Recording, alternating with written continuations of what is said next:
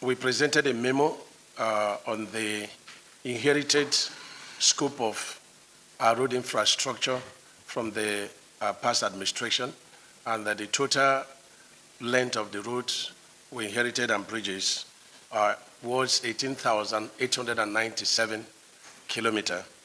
And we also brought to notice of fact that a number of projects were awarded, some lasting up to 20 years back, abandoned, ongoing with no proper funding, and so on and so forth, and there's some new critical roads, totaling a total of 12,000 kilometers and 24 bridges.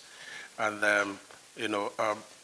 FEC approved the continuation of this heritage projects under the new proposal, and they directed the Federal Executive Council Committee of Chief of Staff, Honorable Minister for Finance and Coordinating Minister of Economy, Honorable Minister for Works, Honorable Minister for Planning and Budget, GMD of NMPCL, the Chairman of FIRS and SSA on tax reform, to meet and come up with strategies to source for the funds and everything pertaining to the funding.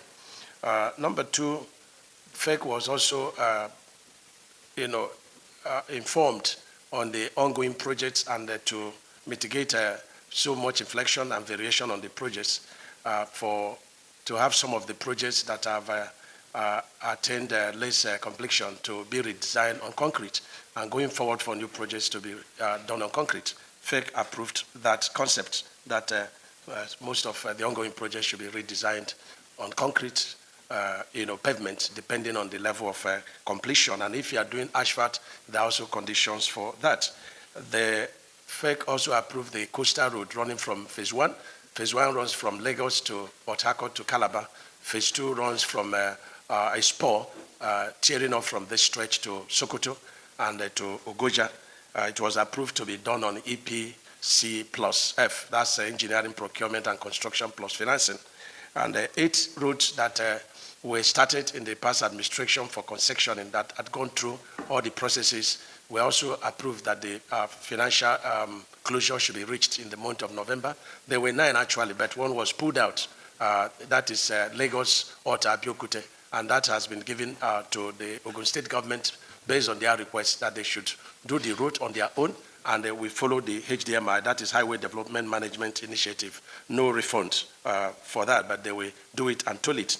And the new 25 routes were also approved for concessioning, which takes a very long time on a PPP model. Lastly, there is this, the PPP for Ijora Park in Lagos. It was approved that it should be done on PPP, and it was won by Beta, which was Beta Nigeria Limited, which was actually started by the last administration. So we just had to convey what they did to FEC, which they got approval. And finally, the consultancy for NMPC and FROS, who oversee the projects funded by them, was also approved today. This way, the approval that the Minister of Works got from FEC today. Thank you. Thank you, Honorable Minister. Let me call on the Honorable Minister for... At FEC, the Council approved the setup of the Presidential Council on Industrial Revitalization Roadmap.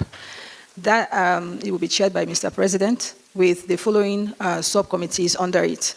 We have the Subcommittee on Consumer Credit, the Subcommittee on Commodity Exchange, Subcommittee on Heavy Industries and Steel Development, Subcommittee on...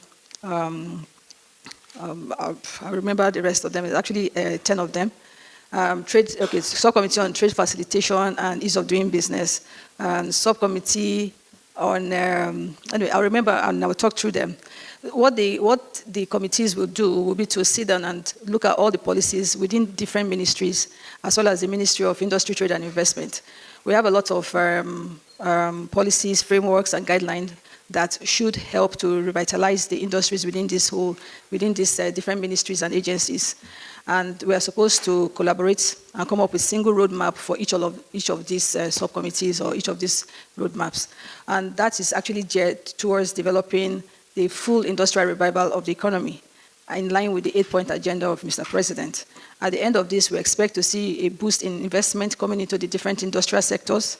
We see a boost in job creation and employment, and a general increase in our indices, especially our GDP growth rate, which we expect to be growing from 3.5, hopefully to 7%, and a GDP base of about 1 trillion, which is in line with Mr. President's vision. It's actually because of how to actualize this that we came up with the roadmap to stimulate industrial growth, especially catalyzing the SME growth and the whole industrial sectors.